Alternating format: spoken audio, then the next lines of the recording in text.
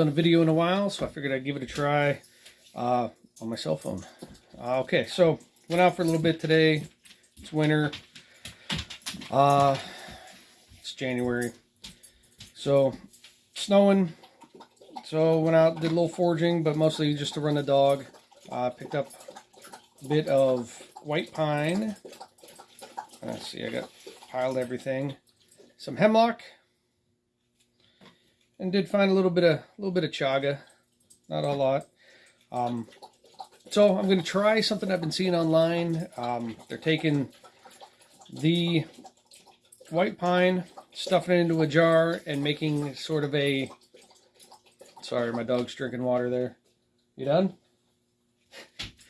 Making sort of a soda type beverage, something similar to Sprite, they say, but I normally will use hemlock and pine, tree hemlock, not water hemlock, and make teas out of them. I do that quite a bit. This is my first time trying to ferment it, so I'm going to give it a try. Other than a mead, I did put some in a mead, some hemlock in a mead once, and that turned out pretty good, actually. But this is just like a short beer, we're only going to ferment it for, I think, a week or two. So we're just going to stuff the jar full. I think I'm going to do a couple jars.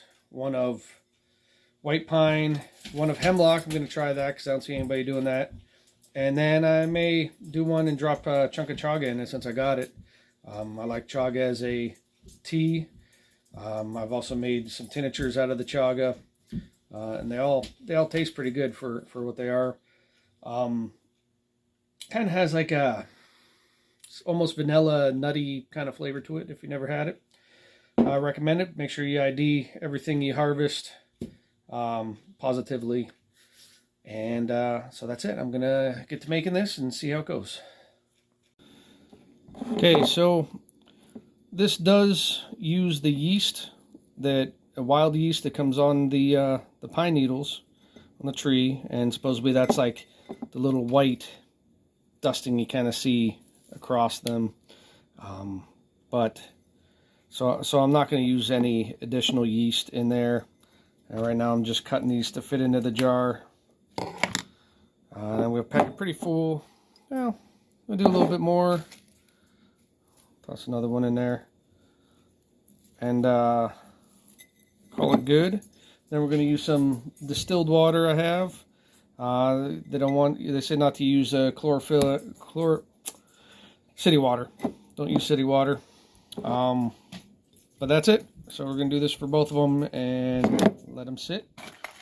But I see a lot of people are using like a Grolsch container. But I got these fermentation lids for mason jars. This is one from Ball. I got it at Walmart in clearance. So it was only like $3 or $4. It just goes right on the lid. Right on as a lid. And then it burps through this little rubber gasket. I've also purchased some water locks. So just like a regular plastic lid has a hole in it. Put that on. You tighten it up, and then you take the bubbler here, the airlock, and you fill it part way up about here with water. Put the cap on it and stuff it into the hole. And that makes a pretty tight seal.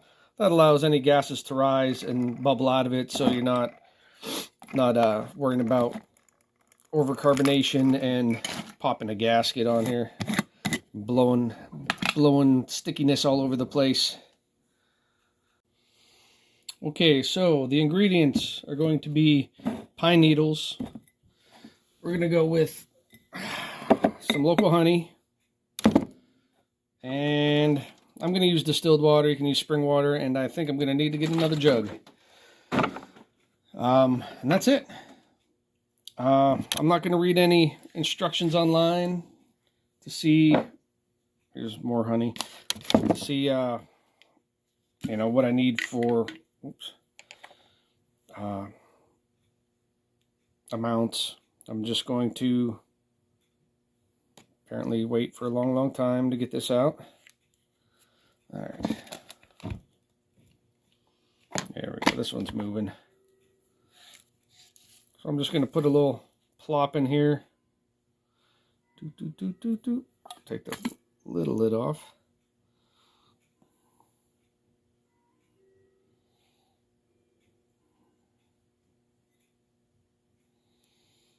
That should do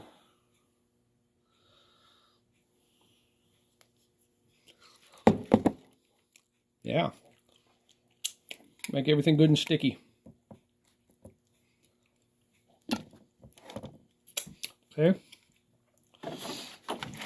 And then fill it up with water.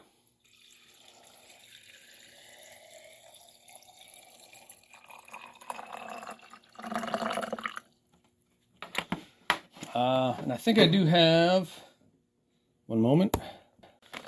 Okay, when I bought this fermentation cap that I'm going to use, the ball, it's the one I'm going to use for this first batch.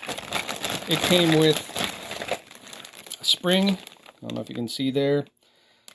That's to keep everything under the liquid, so you're not getting moldy. Also, I believe the other lids came with just these little cups that kind of do the same thing, just to hold everything down. So I'm going to use the stainless steel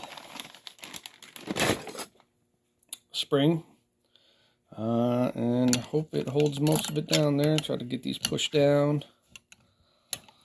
Might have to top it off with a little bit of water. There. I'll hold it down a little bit. I'll just put this in a warmish, dark place and let it ferment for a week. See what happens. Swash it around, get some of that honey dissolved a little bit. But all right, let's see how it goes. Okay, in the next jar, I'm going to use one of these tinted jars, which in theory is good for the fermentation, keep it in the dark. But I like to, after using these a couple times for fermenting, you know, making some micro batch meads and doing some decoctions, alcohol decoctions, I would rather have a clear jar. That way you can see what's happening inside. So in this one, I'm just going to trim up some of the hemlock, stuff them in.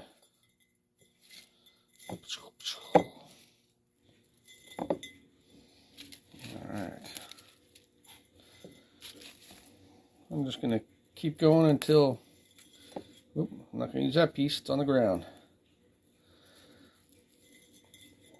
Till I think I have enough in there. I did not rinse any of these.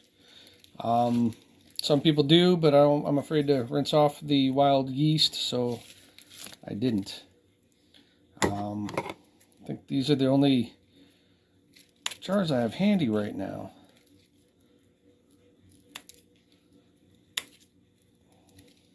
Tell you what, kitchen shears, it's a must-have in my book. This makes easy work of everything. Okay, so normally when I make teas, I'll take time and just crunch up the needles. If not, you know, take scissors or something and trim them, just to open them up and get some, you know, more surface area to the inside of the needles, especially these older needles.